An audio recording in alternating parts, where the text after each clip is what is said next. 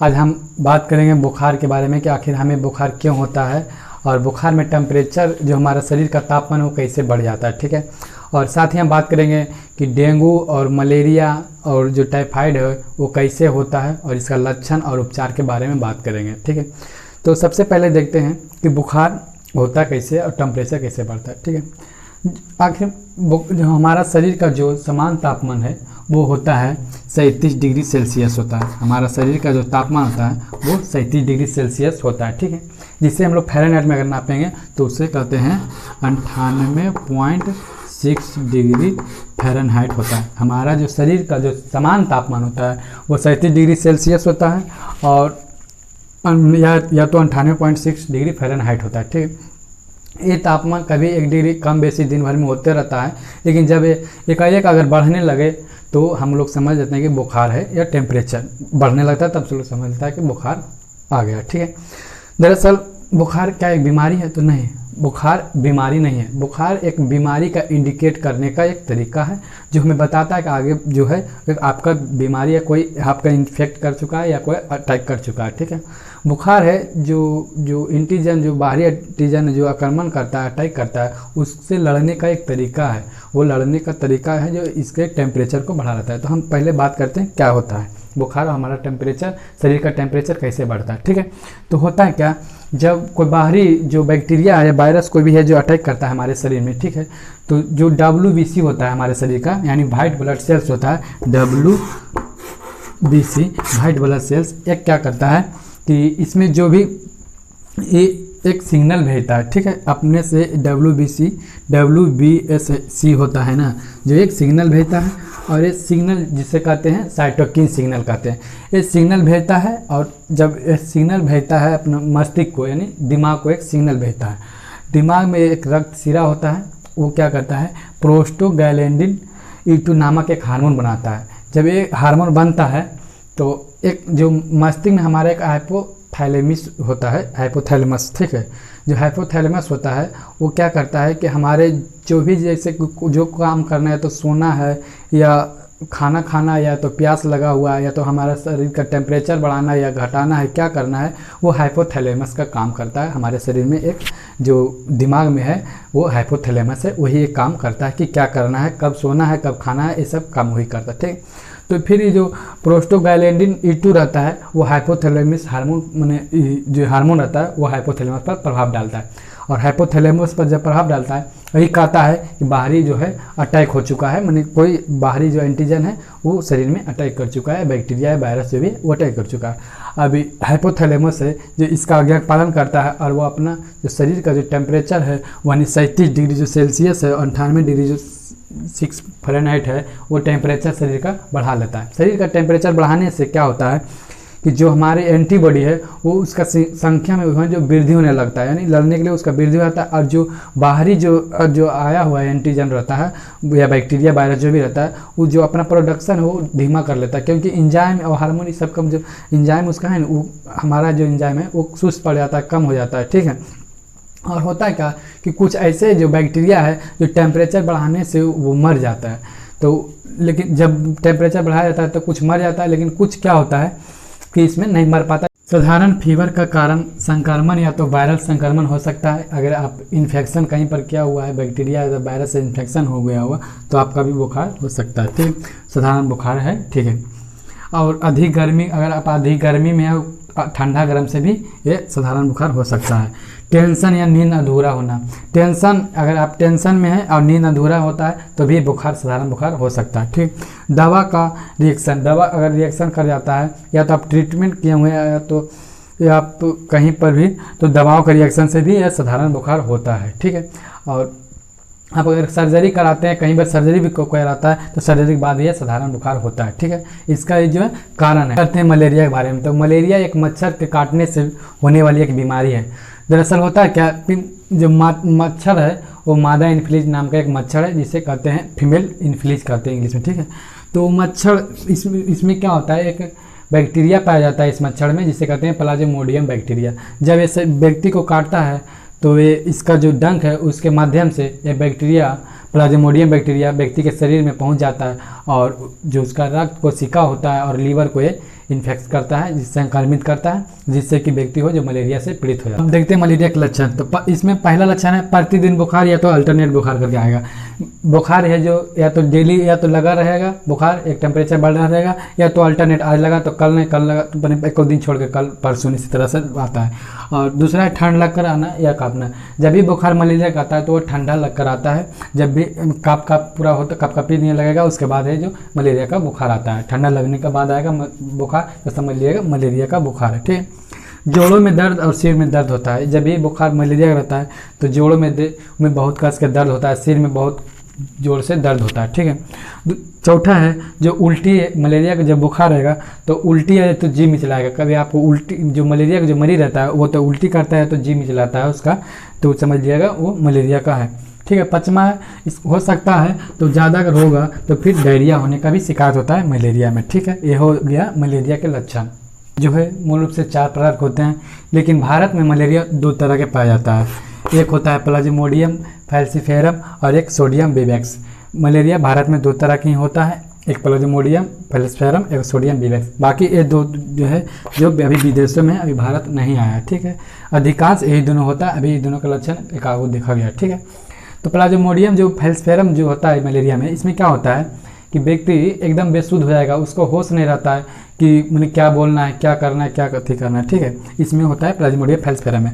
और दूसरा sodium vivax, ये जो अधिकांश आदमी को जो होता है वो सोडियम विवेक्स होता है, इसी जो मलेरिया होता है। इसमें क्या होता है, जब मच्छर जब काटता है, बैक्टीरिया जब शरीर के अंदर जब जाता है तो 48 घंटे के बाद ये अपना है जो प्रभाव दिखाने लगता है। ठीक है। इसमें जोड़ों से दर्द होता है, यानी पीठ में पूरा दर्द होने लगेगा, जहाँ जहाँ टेहुना में दर्द होने लगा, सिर दर्द होने लगा, भूख नहीं लगेगा, इस तरह के मलेरिया होता है। ठीक है। जो है सोडियम विवेक्स का। इसके बाद मलेरिया के टेस्ट के बारे में पता करते हैं किससे एक साथ टेस्ट किया जाता है। तो इसका जो टेस्ट है रैपिड किट पर कैसे किया जाता है वो देखते हैं। तो एक रैपिड जो मलेरिया का रैपिड किट होता है उसमें एक तरह से 2 तरह से 4 फूटा या तो गोलाकार इस तरह से डब्बा होता है, इसमें एक एस लिखा होता है, इसमें बी लिखा था, और एक आगे जो होता है एक लंबी नालिका तरह से होता है। ठीक। एस जो इसमें जो एस लिखा था, इसमें हम जो डॉक्टर होता है वो 5 ml जो है माइक्रोलीटर है जो ब्लड डालता है एस वाले भाग में 5 माइक्रोलीटर जो इसमें ब्लड डाला जाता है। ठीक है।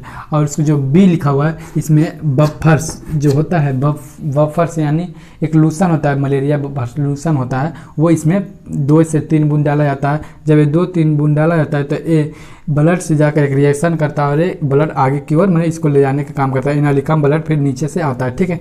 जब इस नालिका में आता है जब ब्लड, और जब 20 मिनट के बाद देखा जाता है, 20 मिनट के बाद जब देखा जाता है कि जब लाइन जो सीधी लाइन रहता है वो सीधी लाइन अगर 20 मिनट के बाद एस के जो सी के सामने अगर हो जाए, सी के सामने हो जाए और ये दोनों जो पेन है और पीएफ है ये दोनों के सामने नहीं हो तो समझ लेता है डॉक्टर कि जो है मलेरिया है जो निगेटिव है। ठीक है। केवल सी पर रहेगा तो मलेरिया निगेटिव है, यानी उसको मलेरिया नहीं है। लेकिन जब लाइन सी के सामने तो है ही है, लेकिन पॉइंट पी एन यहाँ पर पी एन के सामने भी एक लाइन आ जाता है तो समझ लिया जाता है कि वो है जो प्लाज्मोडियम विवेक्स से वो पीड़ित है, मैंने उसको प्लाज्मोडियम विवेक्स भी है। ठीक है। यानी कि जब लाइन सी के सामने भी आए और लाइन पी एन पैन के सामने भी आए तो प्लाज्मोडियम विवेक्स से पीड़ित है। ठीक है। लेकिन जब लाइन जब पी एफ के पास यानी पैन पर नहीं आए और केवल सी पर आए और पी एफ पर आए, लाइन जब जो लाइन सीधी लाइन है जो 20 मिनट के बाद देखेंगे तो पता करता है कि अगर लाइन सी के पास है और पी एफ के पास है, पैन के पास नहीं है, तो प्लाज्मोडियम फैल्सीफेरम के जो मरीज है, पेशेंट है। लेकिन अगर लाइन तीनों के पास हो, सी के भी पास अगर आ जाए और पैन के पास भी आ जाए और पीएफ के पास भी आ जाए, तो ये जो मरीज होता है वो विवेक्स और फैल्सीफेरम दोनों से संक्रमित रहता है। ठीक है। इससे हम लोग पता लगा सकते हैं, या डॉक्टर पता लगा लेता है कि जो वो है मलेरिया के पेशेंट है। ऐसे डेंगू भी मच्छर के काटने से फैलता है। तो जो इसका जो मच्छर होता है उसे कहते हैं मादा एंडीज इजिप्टी। ठीक है। जो मादा जो इजिप्टी मच्छर होता है इसमें एक डेंगू वायरस पाया जाता है, जो जहाँ मलेरिया एक बैक्टीरिया से फैलता है, वहीं है वायरस डेंगू वायरस से फैलता है। ठीक है, डेंगू मच्छर का नाम नहीं है, डेंगू है जो एक वायरस है जिसे मच्छर फैलाता है। ठीक है, जब व्यक्ति को जब काटता है तो शरीर में त्वचा और WBC से होकर व्यक्ति के शरीर में पहुँचता है, और वहाँ पर पहुँचने के बाद वह है जो संक्रमित हो जाता है। और यहाँ पर आने के बाद जो डेंगू जो वायरस है वो क्या करता है, यहाँ पर आने के बाद अथी करता है, यहाँ पर अपना प्रोडक्शन है जो धीरे धीरे बढ़ाने लगता है और वो संक्रमित करता है शरीर को।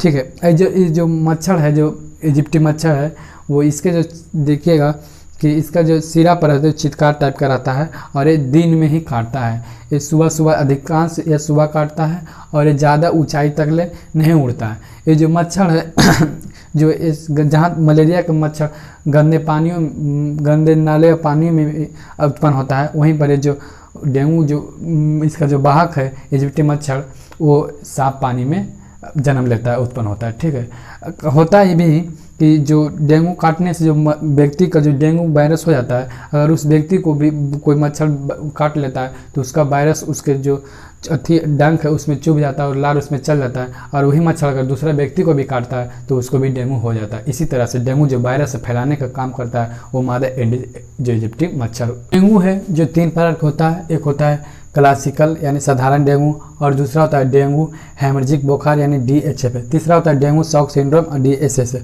क्लासिकल जो होता है इसमें क्या होता है कि इसमें व्यक्ति का बुखार माने ठंडा लगकर बुखार आता है, और जोड़ों का दर्द होता है, शरीर में दर्द छा रहता है, सिर दर्द होता है और उल्टी होता है। ठीक है, भूख नहीं लगना, ये सब होता है, साधारण से होता है। ये 5 से 7 दिन तक रहता है, और साधारण से दवा लेने के बाद जो क्लासिकल जो डेंगू है वो ठीक हो जाता है। लेकिन जो दूसरा है जो डेंगू हेमरेजिक बुखार होता है DHF, इसमें क्या होता है कि व्यक्ति के मसूड़ों से खून आने लगता है, उसका उल्टी से खून आने लगता है, जब उल्टी करता है तो उसमें खून आता है, शौच जब करता है उसमें खून आने लगता है, और व्यक्ति का जो शरीर है स्किन है उस पर धब्बा जैसा एक धब्बा बनने लगता है। ठीक है, उसमें डेंगू हेमरेजिक बुखार में। और तीसरा जो होता है डेंगू शॉक सिंड्रोम, इसमें DSS में, इसमें क्या होता है कि जो DHF का जो लक्षण है पूरा इसमें रहता है, DSS में रहता है। इसके साथ एक और जुड़ जाता है जो शॉक, यानी व्यक्ति सोता कम है और एक तरह से जब अपने आदर्श को खोने लगता है कि क्या कब क्या क्यों सब खोने लगता है। ठीक है, इसमें जो ब्लड प्रेशर है जो लो होने लगता है, और वो इसका बुखार है जो लगातार अपना टेम्परेचर एक स्थिर रखता है, बढ़ने जाता है। ठीक है, DSS। बात करते हैं डेंगू के टेस्ट के बारे में। तो डेंगू को 2 तरह से टेस्ट किया जाता है। एक पहला है जो डेंगू NS1 टेस्ट इस किट के द्वारा किया जाता है। इसमें एक क्या होता है, एक डेंगू जो रैपिड किट होता है, और इसमें ब्लड का जो है सैंपल है 3 से 4 माइक्रोलीटर, जब यहाँ जो S लिखा हुआ है इसमें जब डाला जाता है, जब डालने के बाद इस पर क्या होता है कि इसमें जो एक बफर होता है, बफर सोल्यूशन होता है, वो डेंगू का जो अलग होता है और मलेरिया में अलग होता है, तो इसका सब एक अलग अलग लूसन आता है। तो जब इसको डेंगू जब लूसन इसमें डाला जाता है, डालने के बाद एक तरह से एक रिएक्शन करता है, रिएक्शन करने के बाद करीब 20 मिनट के बाद ये जो रिएक्शन करने के बाद यहाँ पर आता है और ये ब्लड आता है। आने के बाद जब रैकरिंग जब C के सामने जब लाइन बन जाता है, C के सामने जब लाइन बन जाता है, लाइन आ जाता है, तो समझ लेता है डॉक्टर कि जो डेंगू है वो डेंगू निगेटिव है। लेकिन जब यही लाइन C के सामने रहने के बाद भी अगर T पर भी एक लाइन आ जाता है तो टेस्ट पॉजिटिव रहता है, यानी कि जो अगर इस टेस्ट में अगर 2 तरह से लाइन आता है तो व्यक्ति है जो डेंगू से पीड़ित है, यानी संक्रमित है, यानी डेंगू का पेशेंट है। जब 2 लाइन आ जाता है तब केवल अगर C आएगा तो C आने के बाद कंट्रोल, यानी कि डेंगू नहीं है। लेकिन अगर टी पर भी लाइन अगर एक लाइन आ जाता है, तो जब टी पर भी एक लाइन आ जाएगा तो व्यक्ति इसको डेंगू से पीड़ित है।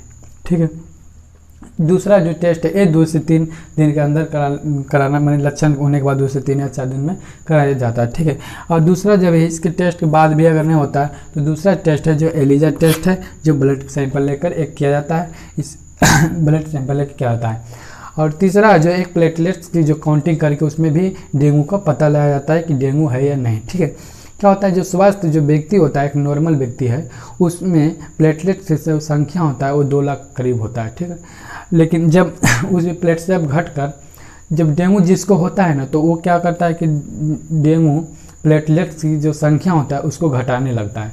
तो जब प्लेटलेट्स की संख्या जब 1 लाख हो जाता है तो समझ लेना चाहिए कि वो डेंगू के मरीज है, ठीक है। डेंगू जब 40 या 50 हज़ार जब प्लेटलेट्स शरीर में रहता है तो वो हमारे शरीर को ब्लीडिंग से रोकता है, लेकिन जब 40-50 से जब कम होने लगता है तो इसमें ब्लीडिंग नहीं रोक पाता है। जब शरीर में जब प्लेटलेट की संख्या 20 से 30 हज़ार आ जाता है या 20 हज़ार से कम हो जाता है तो ऊपर से यानी प्लेटलेट्स को चढ़ाया जाता है, डॉक्टर द्वारा इसको चढ़ाया जाता है। अब बात करते हैं टाइफाइड के बारे में। तो टाइफाइड है जो एक सल्मोनेला एक बैक्टीरिया होता है, उसके संक्रमण के कारण है जो फैलता है, ठीक है। ये होता है क्या, टाइफाइड में क्या होता है कि जो हमारा ब्लड स्ट्रीम होता है और जो पाचन तंत्र होता है वह इन्फेक्ट कर जाता है, ठीक है। होता है कि जब दूषित जल या तो खाद्य पदार्थ जो भी रहता है या भोजन रहता है, वो जो बैक्टीरिया जो सल्मोनेला बैक्टीरिया है जो हमारे शरीर में पहुंचता है, पहुंचने के बाद ये अपना जो लीवर है उसमें जाके इन्फेक्शन हो जाता है और अपना ये प्रोडक्शन यहाँ पर एक बैक्टीरिया है जो प्रोडक्शन चालू करता है, ठीक है। ये होता है क्या कि इसमें पाचन तंत्र और ब्लड स्ट्रीम है जो इन्फेक्शन हो जाता है, ठीक है। तो जो इन्फेक्शन होता है तो उससे टाइफाइड हो जाता है, ठीक है। इसमें लक्षण क्या है, तो लक्षण है जिसमें बुखार है जो 102 से 104 हमेशा बना रहता है, ठीक है। एक कभी 102 कभी 104 इस तरह से बुखार, तेज़ बुखार इसमें रहता है, ठीक है। दूसरा है कि तेज भूख में कमी, यानी जो लीवर को ही इन्फेक्शन करता है इसलिए संक्रमित करता है, इसलिए भूख है जो कम लगता है, यानी भूख कम बराबर लगता है। शरीर में दर्द, शरीर में दर्द सब जितना पीठ उठ ऐठन उठन में पूरा दर्द देने लगता है, देह ऐठने लगता है इस टाइफाइड बुखार से, ठीक है। चौथा है ठंड लगना। ये जो बुखार है जो ठंड लगा रहता है, इसमें जो बुखार रहता है तो इसमें ठंड लगता है, ठीक। चौथा दस्त और कब्ज, इसमें है जो हमेशा दस्त और कब्ज के शिकायत रहता है, ठीक है, टाइफाइड की बीमारी में, ठीक है। तो अब इसमें क्या होता है कि अगर कोई व्यक्ति अगर स्वस्थ है लेकिन अगर कोई दूसरा व्यक्ति अगर जो टाइफाइड से पीड़ित है उससे संक्रमित है तो उसका अगर जूठा अगर उसके खाद्य पदार्थ के रूप में उसका जूठा अगर खा लेगा तो वो भी व्यक्ति जो स्वस्थ व्यक्ति है वो भी टाइफाइड का मरीज बन जाएगा, आशंका है पूरा, ठीक है। कि टाइफाइड का टेस्ट कैसे किया जाता है। टाइफाइड का जो टेस्ट है 2 तरह से किया जाता है। एक किया जाता है टाइफाइड किट रैपिड टेस्ट पर से किया जाता है और दूसरा जो बिडाल टेस्ट के द्वारा भी किया जाता है। तो टाइफाइड जो किट के द्वारा किया जाता है इसमें क्या कैसे किया जाता है वो हम बताते हैं, तो ठीक है। तो क्या होता है इसमें एक रैपिड टाइफाइड का रैपिड किट होता है, उसमें जो होता है एक इसमें S+B से तरह जहाँ लिखा रहता है इसमें ब्लड की 3 से 4 बूंद डाला जाता है। इसमें जब ब्लड का जो सैंपल रहता है वो 3 से 4 सीरम जो ब्लड का जो सीरम होता है होल ब्लड में सीरम होता है उसको डाला जाता है, इसको रिएक्शन द्वारा सीरम बनाया जाता है और उसको 3 से 4 बूंद इसमें डाला जाता है और फिर यहाँ पे भी 3 से 4 बूंद डाला जाता है, ठीक है। जब 3 से 4 बूंद डालने के बाद इसमें 2 से 3 बूंद इसमें जो टाइफाइड का जो एक बफर्स होता है वो डाला जाता है। बफर डालने के बाद 5 मिनट देखा जाता है। अगर 5 मिनट के बाद अगर लाइन जो ये ब्लड जो रिएक्शन करने के बाद यहाँ पर ब्लड आता है, यहाँ पर आता है, जब ये लाइन जब C के पास होता है तो टाइफाइड नेगेटिव है।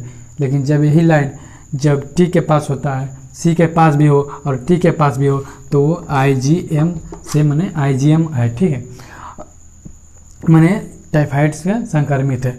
और दूसरा जो S+B है इसमें डाला जाता है तो जब इसमें जब लाइन C के पास है तो नेगेटिव है टाइफाइड से, लेकिन जब T के पास भी लाइन आ जाता है तो संक्रमित होता है। यानी लाइन C और T के पास दोनों का अगर पास आ जाता है तो संक्रमित है, अगर C के पास केवल रहता है T के पास नहीं रहता है तो वो नेगेटिव है, ठीक है। ये IgM और Ig ये सब क्या है, तो ये सब जो है एक एंटीबॉडी, हमारे शरीर में कुल 5 एंटीबॉडी है, IgA, IgM, IgG, IgD, IgE। तो ये सब जो Ig जो होता है वो होता है IgM, ये सब एक एंटीबॉडी है, ठीक है, जो हमारे शरीर में जब कोई दूसरा कोई जब बाहर से कोई एंटीजन जब अटैक करता है तो ये एंटीबॉडी हमारे शरीर में रहता है या तो कुछ तैयार होता है जिसे हम लोग इस तरह से इसके जो एंटीबॉडी से पता क्या आता है कि टाइफाइड के लक्षण है, ठीक है। और दूसरा होता है बिडाल टेस्ट। बिडाल टेस्ट क्या होता है कि एक 8 तरह से वृत्ताकार होता है गोल गोल, उसको सैंपल पर उसमें OH एंटीजन का उस पर डाला जाता है। उसके बाद उसमें जो व्यक्ति है उसका सीरम है उस पर रिएक्शन कराता है। रिएक्शन कराने के बाद रिएक्शन करने के बाद क्या होता है कि उसमें जो एक रेशियो होता है, रेशियो के अनुसार उसको पता किया जाता है कि वो जो है व्यक्ति टाइफाइड से पीड़ित है यानी संक्रमित है या नहीं। इस तरह से विडाल टेस्ट का प्रयोग किया जाता है। ठीक है, तो इस तरह से विडाल टेस्ट से और टाइफाइड की टेस्ट से आपने टाइफाइड की किस तरह से चेक कर लिया जाता है। ठीक है, बुखार के समय जो है बचने को उपाय क्या क्या हो सकता है। बुखार के समय आराम करना चाहिए, खेल कूद नहीं करना चाहिए। ठीक है, जब भी कोई बुखार लगा रहता है तो। दूसरा है भरपूर मात्रा में पानी पीना। पानी तो चूँकि बुखार से टेम्परेचर जो है शरीर का टेम्परेचर बढ़ता है, टेम्परेचर बढ़ने से पसीना छूटता है, पसीना जो पानी के रूप में आता है तो हमारे शरीर में पानी की मात्रा कम जाती है, इसलिए भरपूर मात्रा में पानी पीना चाहिए बुखार के समय। ठीक है, तीसरा धूम्रपान और मदिरापान नहीं करना चाहिए। ये दोनों बहुत खतरनाक है इसे भी स्वास्थ्य के लिए, लेकिन अगर बुखार आता है तो हमारे जो एंटीबॉडी है वो बनाने में, जो इसको लड़ने में अटैक जो करता है वायरस ऊपर से बैक्टीरिया, उसको लड़ने में हमारी जो एंटीबॉडी है वो अच्छा से काम नहीं करती है, इसलिए धूम्रपान और मदिरापान नहीं करना चाहिए। चौथा है अगल बगल साफ सफाई। चूँकि ये सब जो बीमारियाँ बुखार है, मलेरिया, डेंगू, ये सब क्या है, टाइफाइड, ये सब है जो कि जो भी बुखार है वो साफ़ सफाई या तो गंदगी से जो होता है, या तो टाइफाइड जो क्या है जो गंदगी से होता है, और गंदगी में मलेरिया का जो मच्छर पलता है, या जो पानी साफ़ सफाई करने से भी जो है डेंगू तेंगू नहीं हो सकता। यानी कि जो बीमारी बुखार है अधिकांश से जो मच्छर से फैलता है, तो इसलिए अगल बगल साफ़ सफाई करने रहना चाहिए। ठीक है, मच्छरदानी लगाकर सोना। चूँकि मच्छरों से फैलता है इसलिए मच्छरदानी इसका बेस्ट उपाय है। जब भी सोइए तो मच्छरदानी लगाकर सोना चाहिए और इससे आप बुखार से बच सकते हैं। ठीक है, और मिलते हैं हम नेक्स्ट वीडियो में फिर लेकर।